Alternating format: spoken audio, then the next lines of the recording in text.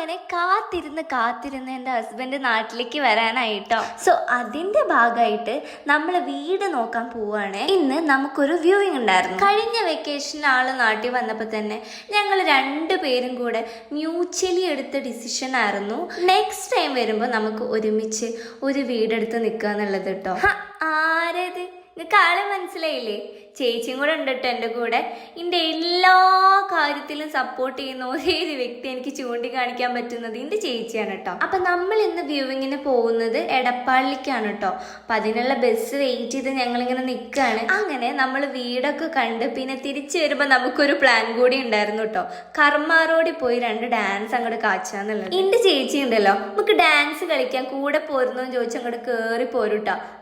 എന്ത് ടൈപ്പ് മുതലാണ് ഈ നിൽക്കുന്നത്. ഡാൻസ് എന്ന് വെച്ചാൽ ഞങ്ങൾക്ക് രണ്ടുപേർക്കും പ്രാന്താണ്. ഇപ്പൊ എനിക്കൊരു കുട്ടിയൊക്കെ ആയപ്പോ ഞാൻ ചെറുതായിട്ടൊന്ന് പിന്നാക്കായിരുന്നുള്ളൂ. പിന്നെ കർമാറോട് വന്ന ഒരു ചായ കൂടി നിർബന്ധം. അങ്ങനെ എല്ലാം കഴിഞ്ഞ് ഞങ്ങൾ മടങ്ങിയപ്പോ അതാണ്ടാ നീണ്ട ബ്ലോക്ക്. അവിടെ ഏതോ അമ്പലത്തിലെ പൂരാണെന്ന് തോന്നുന്നു. അങ്ങനെ കുറെ നേരം പോസ്റ്റ് അടിച്ചിരുന്നിട്ടോ. പിന്നെ ഞങ്ങൾ എന്തുകൊണ്ടാണ് വേറെ വീടെടുത്ത് നിൽക്കാന്നുള്ളൊരു ഡിസിഷൻ എടുത്തതെന്ന് വെച്ച് കഴിഞ്ഞാല് ഒരു മാരേജ് ലൈഫിൽ ഏറ്റവും ഗ്രേറ്റ് ആയിട്ടുള്ള ഒരു ഡിസിഷൻ ആണ് കേട്ടോ നമ്മൾ വേറെ വീടെടുത്ത് നമ്മുടെ പേരൻസിന്റെ കൂടെ അല്ലാതെ വേറെ വീടെടുത്ത് നിൽക്കുക എന്നുള്ളത്.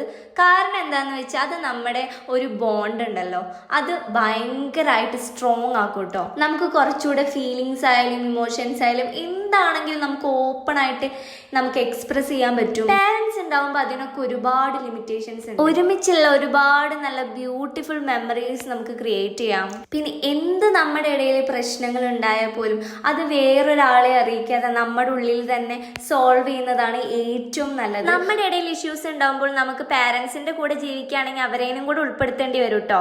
അപ്പൊ അത് നമ്മുടെ ഇടയിൽ ഒരുപാട് അഭിപ്രായ വ്യത്യാസങ്ങൾ ഉണ്ടാക്കാൻ ചാൻസ് ഉണ്ട്. അത് നമ്മളുടെ മാരേജ് ലൈഫിനെ വേഴ്സ് ആയിട്ട് തന്നെ എഫക്ട് ചെയ്യും കേട്ടോ. ഇത് എന്റെ ശരിയാണ്, നിങ്ങളുടെ ശരി നിങ്ങൾ കമന്റ് ചെയ്യുക കേട്ടോ. പിന്നെ ഇത് നമ്മൾ വീട് മാറി നിൽക്കുമ്പോൾ കുറച്ച് ബേസിക് ആയിട്ടുള്ള പാത്രങ്ങളും അങ്ങനത്തെ ഐറ്റംസ് ഒക്കെ മേടിച്ചതാണ് കേട്ടോ ഞാൻ.